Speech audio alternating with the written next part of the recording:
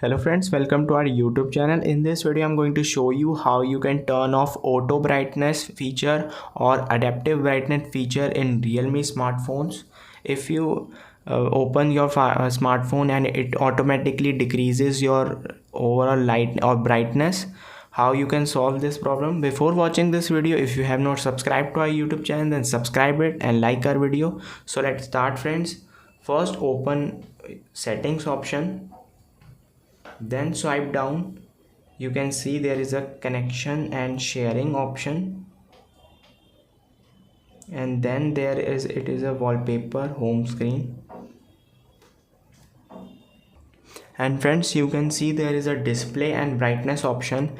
Click on that icon, and here it is a auto brightness feature.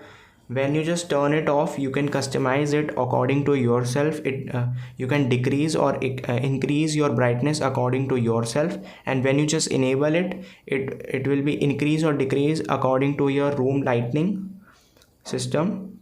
Before, I hope you like this video. This video will help you. If you like this video, then subscribe to our YouTube channel for more helpful tips and tricks videos. Thanks for watching.